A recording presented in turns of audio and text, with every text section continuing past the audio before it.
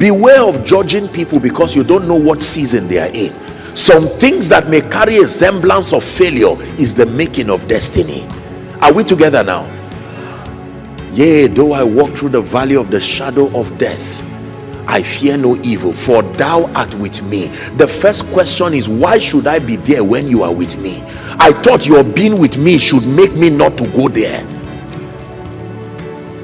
Whoever told you that the presence of God sometimes automatically creates immunity against some of these things?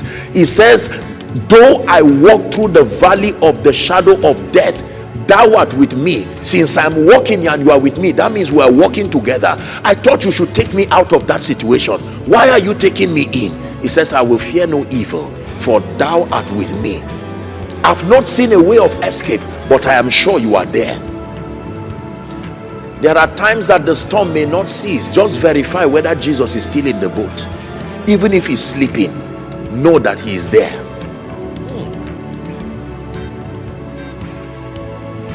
Let me tell you this, especially if God is calling you to this end time ministry, don't you think all it takes is a little Bible study, graduation, and an impartation, and there you go? No, not with God. There are seasons that will stretch you, my dear people. There are seasons where you will pray and not receive answers for your own life, and yet another person comes and you proffer solutions. You are there with no money, and God says, teach on wealth and abundance as a pastor, and you stand there and you bring revelations that you yourself have never studied, and at the end of it, somebody just receives a supernatural alert while you are teaching, and you go back and say, God, how about me? Listen, you must learn to live in the silence of God. The silence of God is a powerful mystery. When God is silent, know what he's saying, because the silence of God is a language.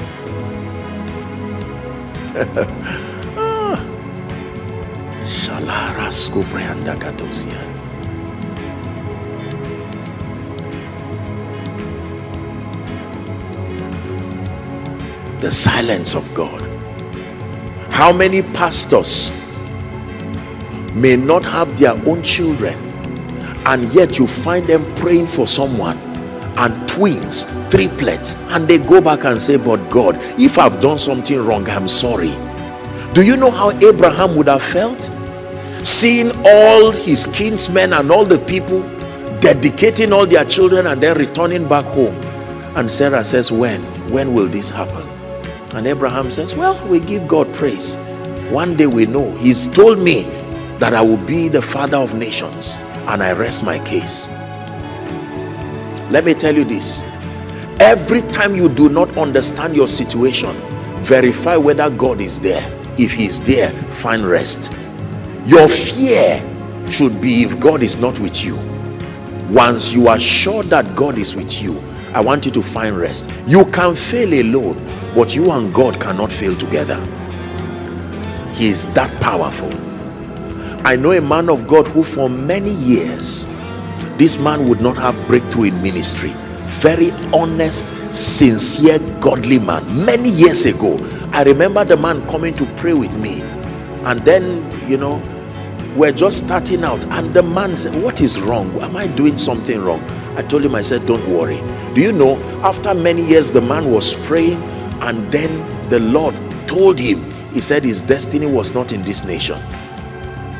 One thing led to the other. The Lord relocated him, and right now he's doing marvelously well for the kingdom. Last time I spoke with him, he told me surprisingly that he has over 2 or 4 churches in Dubai, and then about 6 or so in Ghana. Do you know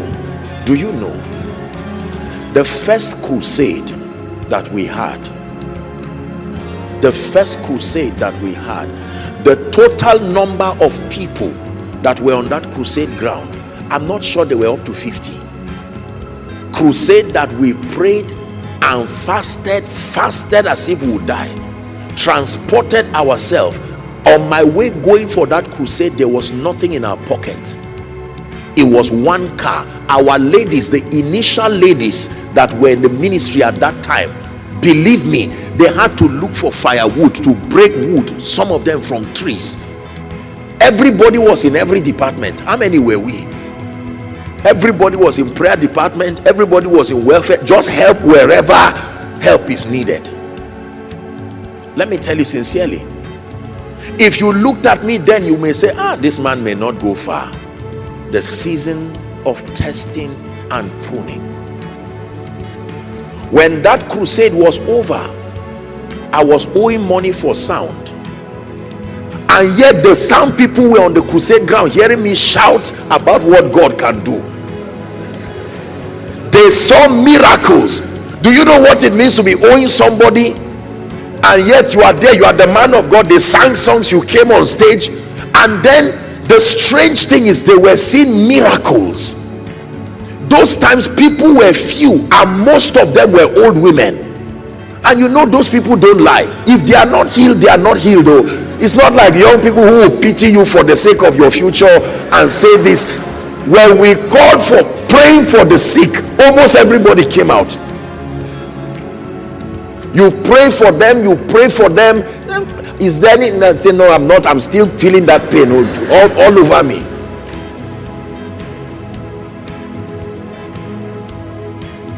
When we were done with that meeting, the money to transport my dear people back to Zaria was not even there.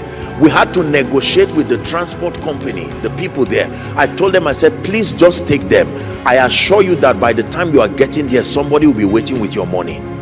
The journey of faith. And that was how we agreed. They negotiated. They said, whatever, if we get there and there's nothing, whatever happens to you, no problem, just go. And they left. Transport, there's no money, hoping that 6 or 7 hours later when they arrive, there will be money waiting there. And it's not like maybe you know what it means to feel one boss and take people there. And some of these people were not Christians. You know what I'm talking about. So they don't care about your covenant with God is your business. I'm sharing this with you to let you know that nobody comes out of nowhere. All that nonsense talk of you came out of nowhere is nonsense. No. If you are approved by God indeed, there must be a track record.